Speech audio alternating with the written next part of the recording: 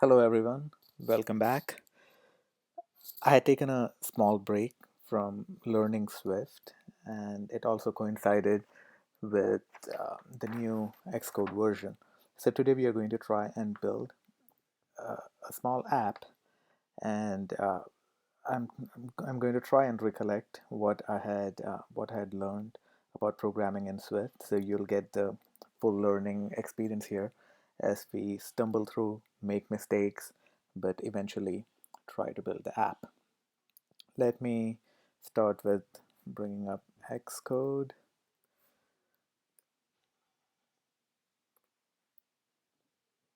and we are going to create a new Xcode project. Again, if you remember from the Xcode tutorial, we are going to select the single view application. Let's name it TipCalc because today we are going to try and attempt to build a tip calculator. As you can see, the previous organization name and identifier is pre-filled. It will remember once you have started using Xcode. We are using Swift as a language. Again, device is iPhone. Leave all of these unchecked for now. It's asking for a location to save the files. I'm going to go with this default directory. New folder, tipcal, create.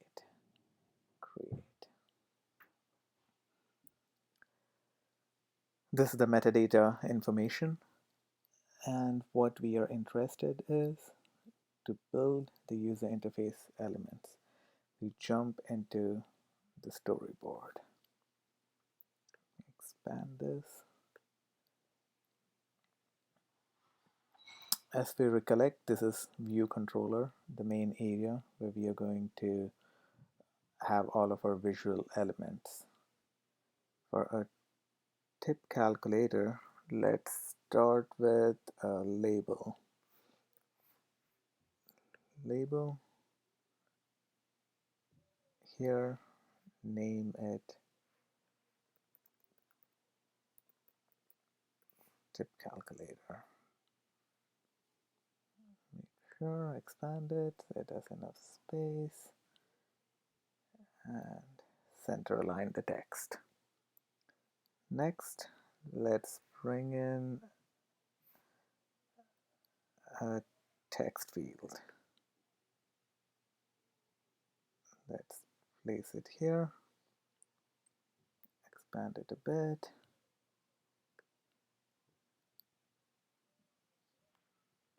We want the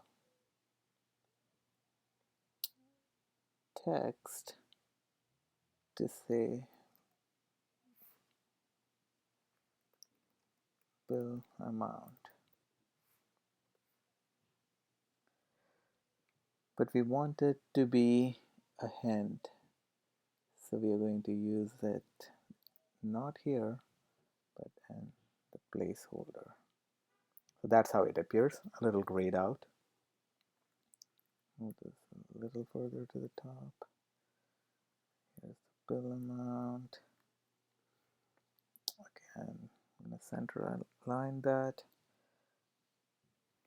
Then I'm going to have enter text box in here, and this is where we will enter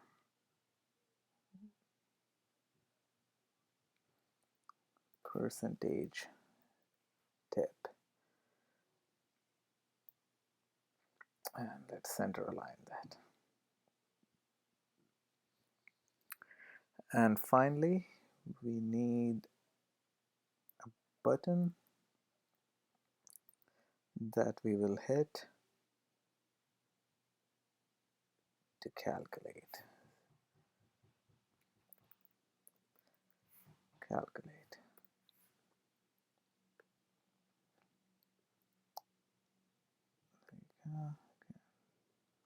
Center align it. That should do the trick. Now once you hit calculate, you want to display the result somewhere. So for that, I'm going to bring in a label, maybe.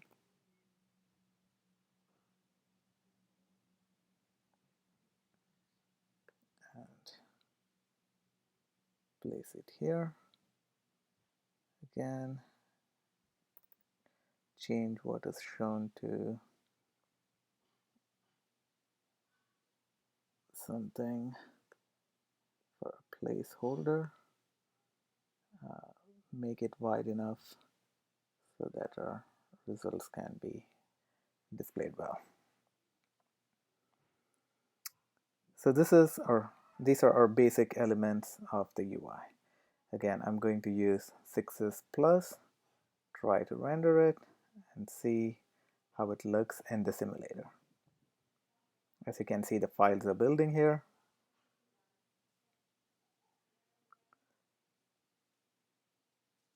And here is the simulator. I'm going to try and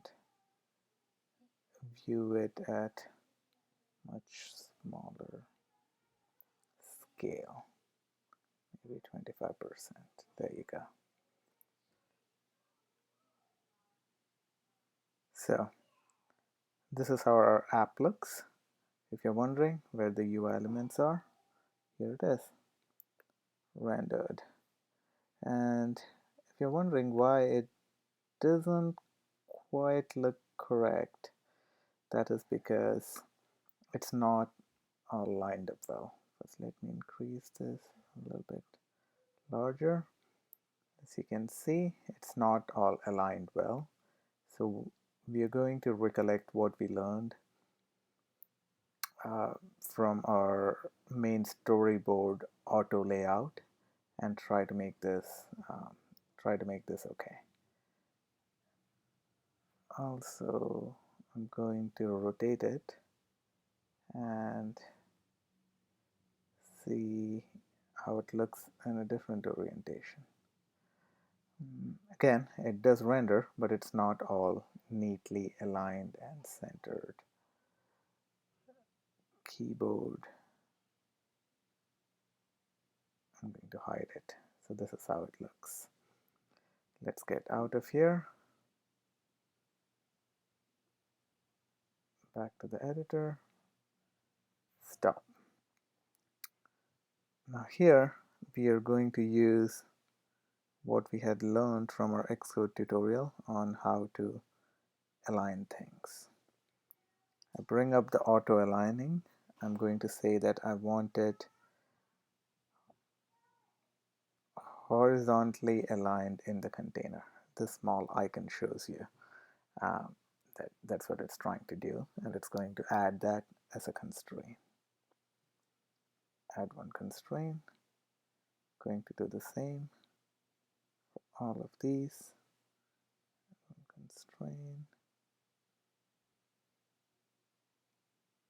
Horizontal. Constraint.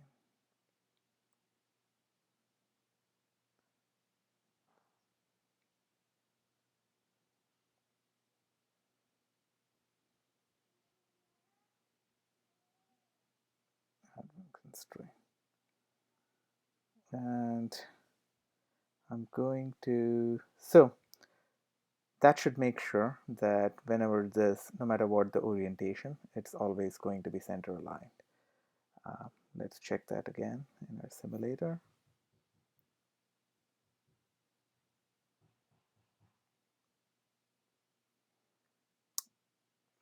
There you go.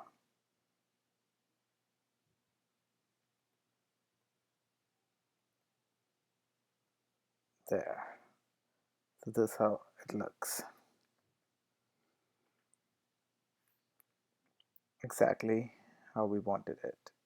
So these are text fields that will allow us to enter the values, and so that we can enter the bill amount. Let's say it's $50 and I want to pay a 20% tip. I should be able to hit the calculate button and see the results here.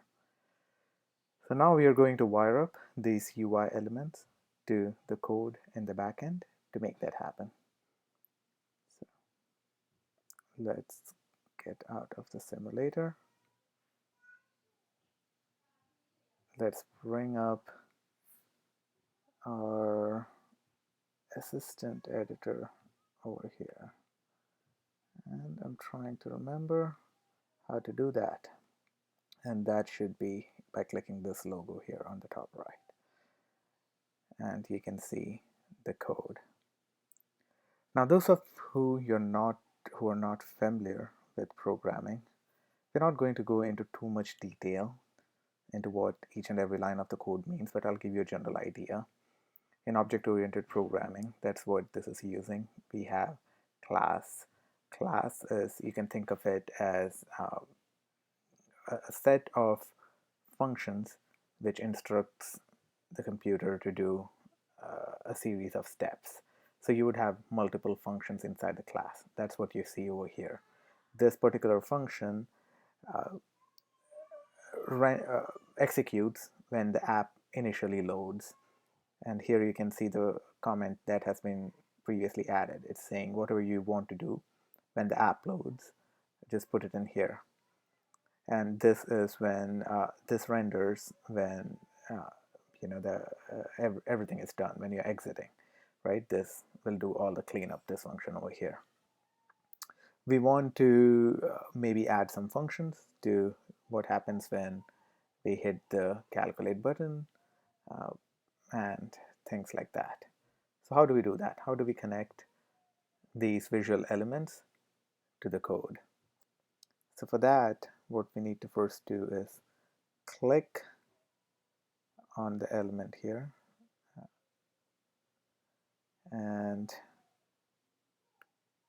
I'm going to do a right click and drag, or I'm on this laptop, so I'm using the trackpad. I'm using 2 fingers to click and then drag in here, and as you can see, it's going to allow me to add a piece of code whenever I leave the trackpad. So I usually put things here. Here we are saying that, hey, it's an outlet. We don't necessarily want to do anything when the text is entered, but we just want a way to capture what is entered. So this one I'm going to say I'm going to name it bill text bill amount. Saying it's a UI text field. Leave everything as default for now and say connect. So you can see this piece of code got added, and this code, this line here, allows me to control this UI element. And in this case, I'm going to ultimately start using this to read what was entered in here and use it to do something when this button is clicked. You'll do a similar action for this tip. 2 fingers, click down, name this text tip percentage. Say connect. All right, we have one more. Similarly, we want the result to be displayed here, which would mean that you would want to change the text that we entered over here to whatever the result was. So again, same idea. Here, UI label, I'm going to call it label total amount. Say connect. There. All right, so now we have all the variables that we need for this code to work. There's one more piece of code that is needed, that is what needs to happen when this button is pressed. So again, drag it over here and leave it. This time, instead of it being an outlet, we want it to perform an action. and let me call this button cal press, right? And we'll leave it touch up inside, which means when the button anywhere you press inside of this button here in the UI, and hit connect. This time when what you see here is that instead of a variable, a function got added. And this is the area within this curly braces here. We are going to write whatever code we want to write. And here the objective is to calculate the tip. So we are going to say, let's create a few variables. Variable, uh, first let's get the tip percentage, right? And the tip percentage here would be the text tip percentage. Remember the autocomplete, what it's helping you do is reference this line of code over here. You can do a dot and you can say I want whatever the text is that's inside of that. Here you can see a yellow icon. What it's trying to do is it's trying to help you with some way to write better code. In this case, it's asking us to, since it's a variable, we are not using it anywhere, it would rather have me write it this way. I'm just going to ignore the suggestion for now. Moving on, let me create another variable. This time, the bill amount. Do the same thing. Reference bill amount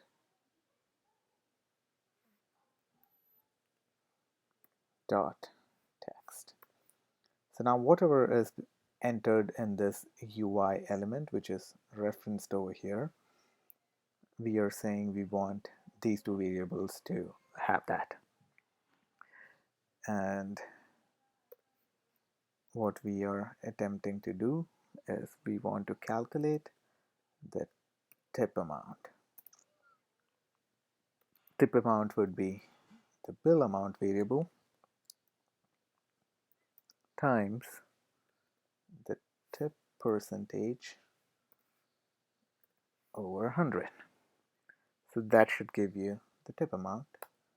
And finally, let's have a variable that is going to hold the total payment, which would be the tip amount that we calculated plus the bill amount. There you go. So this piece of code here is first getting whatever we entered in this text fields and then doing the math to calculate the total payment and the tip amount. As you can see over here, the little yellow triangles were okay because those were suggestions, but a red exclamation mark is not good. The compiler here is trying to tell us that this code is not going to work. You can click on it and find out what the problem is. So it's saying that, look, you're using math over here, right? But these two variables are holding text. That's what it's attempting to tell you. So that's not valid.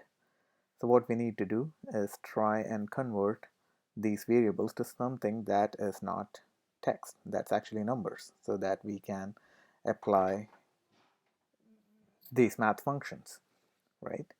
So how do you do that? What you can do is you can use double. Double means uh, you're trying to convert this to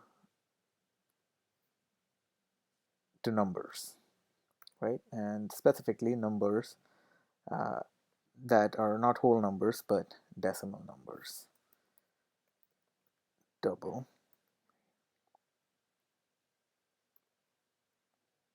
here.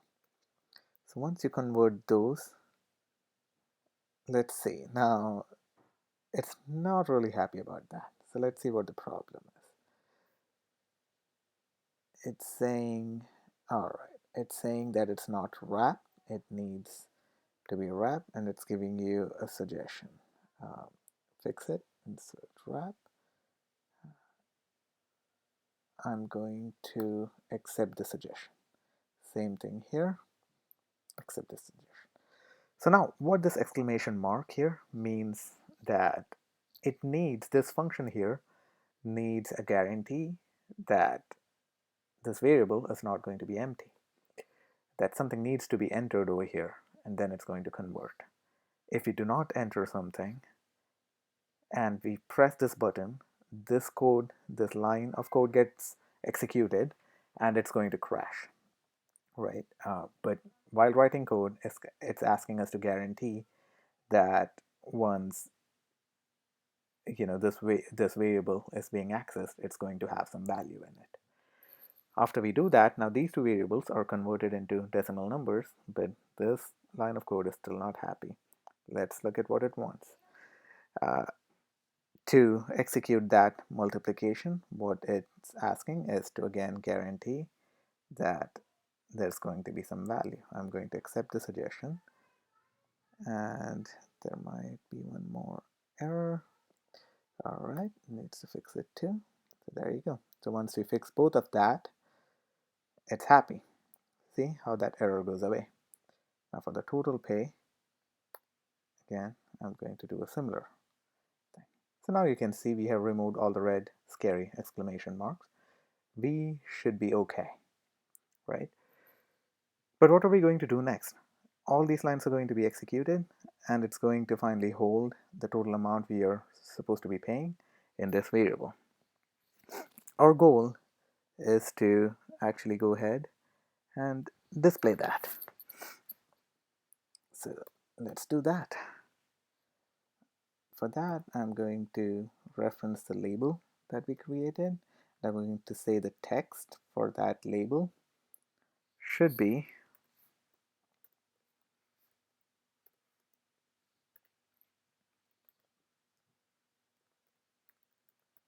total amount, to display the total amount here. So one way to display something would be, if you want to reference a variable that you want to get displayed, this is how you do it. You have a backslash, and then inside here you say I want to display the total pay, right? And here let's add a dollar amount. So ultimately, when this is rendered, it's going to look like total colon space dollar and whatever is in this variable. Right? That completes our code. Now we are going to try and run this and see if everything looks okay. All right.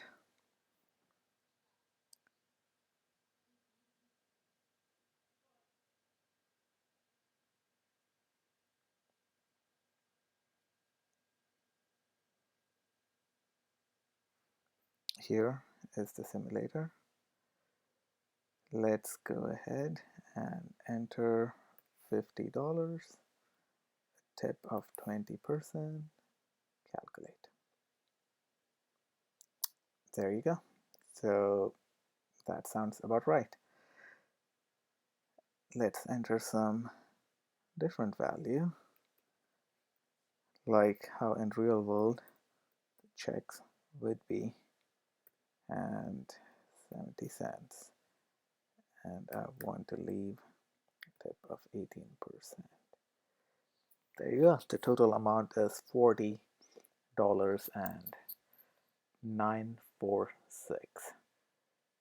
As you can see, there's a problem with formatting, which can be solved.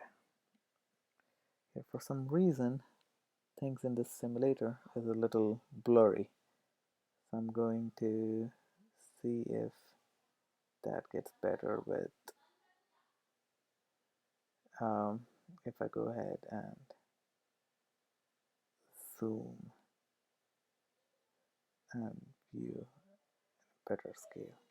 Yep, there you go. So it looks better. It's just that I was viewing it at a much lower resolution. Okay, so our code is working. Congratulations, you created a tip calculator. But let's go ahead and before we wrap this, look at what are some of these scary looking messages. What these error messages are saying is that these variables that we created, I'm going to make this bigger so that we can read better. What it's saying is the variable was never mutated. Actually, this is a new concept that I've never used in any of the previous uh, programming languages, but I believe instead of variable, if I use let, yeah, it's probably still not happy. Yep, so I'm going to leave it as variable, and that's okay. I'm going to use something to make the display of this better, and what I want to do is use a formatting function, total pay formatted. I'm going to use rounding function, and I'm going to round off this variable total pay, and one way to do it would be to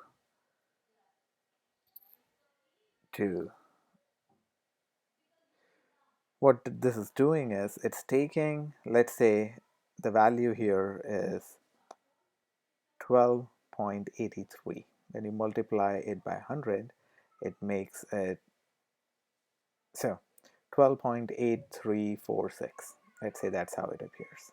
Now when I multiply it by 100, it's going to be 1283 point whatever the two decimal places were. But as soon as you say round, it's going to drop anything after that decimal place.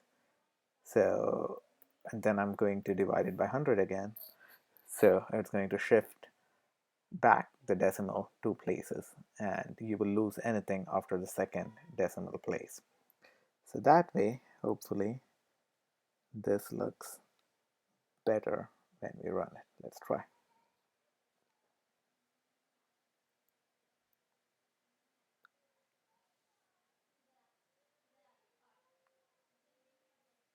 Here's the simulator.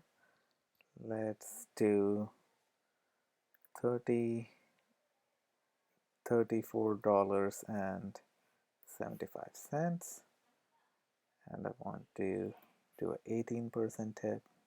Hit calculate, and you can see how it changed. I'm going to do, let's say, $56.70. Calculate. There you go. So now it's much cleaner. That brings us to the end of building a tip calculator.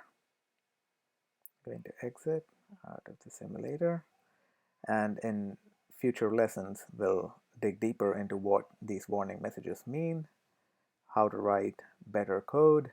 I'll also walk you through some of the basics of programming in general if you haven't had much experience writing code in the past. Thank you. Take care.